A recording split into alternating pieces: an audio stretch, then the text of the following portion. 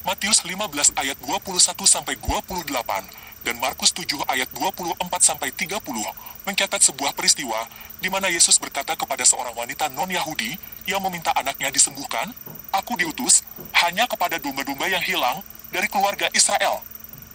Selain itu, di situ Yesus bahkan berkata, tidak baik mengambil roti untuk anak-anak dan melemparkannya kepada anjing.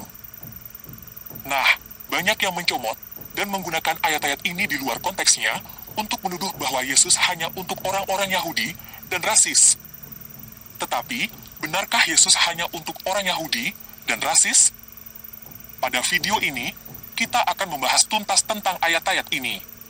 Jadi, buka telinga dan hati teman-teman semua untuk mendengarkan video ini sampai selesai dan memahami apa yang sebenarnya Yesus sampaikan. Oke, kita mulai aja ya.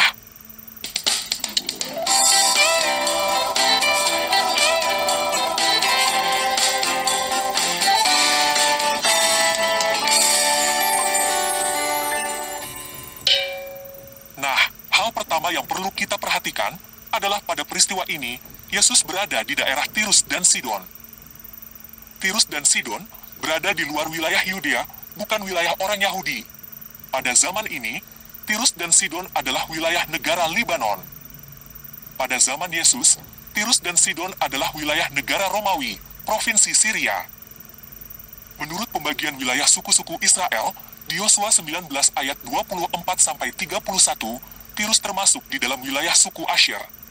Tetapi kenyataannya, Tirus dan Sidon tidak pernah dikuasai oleh keturunan Israel. Menurut Hakim-Hakim 1 ayat 31-32, suku Asher akhirnya tinggal di wilayah itu, tetapi mereka hidup berdampingan dan tidak pernah mengusir penduduk setempat. Pada zaman keemasan kerajaan Israel yang dipimpin oleh Raja Daud dan Raja Salomo, Tirus dan Sidon juga bukan wilayah Israel. 2 Samuel 5 ayat 11 dan 1 Raja-Raja 5 ayat 1 mencatat bahwa Raja Tirus berhubungan baik dengan Raja Daud dan Raja Salomo. Reputasi Tirus dan Sidon menjadi sangat buruk di Alkitab ketika Raja Israel Utara yang bernama Ahab menikah dengan putri Raja Sidon yang bernama Isabel di 1 Raja-Raja 16 ayat 30-31. Isabel membuat orang Israel menyembah Baal dan membunuh para nabi Yahweh. Nah, jika kita sudah paham bahwa Tirus dan Sidon bukan hanya dianggap sebagai orang-orang kafir oleh Yahudi, tetapi juga dianggap sebagai sumber masalah yang menyebabkan orang Yahudi ikut menyembah berhala, kita bisa paham kenapa Yesus menggunakan Tirus dan Sidon sebagai perbandingan untuk mengecam Horazin dan Betsaida. Yesus bahkan menggunakan Tirus dan Sidon, seperti menggunakan Sodom, sebagai perbandingan untuk mengecam Kapernaum di dalam Matius 11 ayat 20-24. Karena Tirus dan Sidon dianggap sebagai kota-kota yang paling berdosa di antara kota-kota kafir oleh orang-orang Yahudi. Jadi pertanyaannya, ngapain Yesus pergi ke Tirus dan Sidon? Ngapain Yesus pergi ke kota orang-orang kafir yang dianggap paling berdosa? Matius 15 ayat 21-28 dan Markus 7 ayat 24-30 mencatat bahwa Yesus pergi ke Tirus dan Sidon menyembuhkan anak seorang wanita yang bukan Yahudi itu, lalu pergi dari situ. Memang aneh, Yesus datang ke Tirus dan Sidon hanya untuk menyembuhkan anak seorang wanita yang bukan Yahudi itu, lalu pergi dari situ.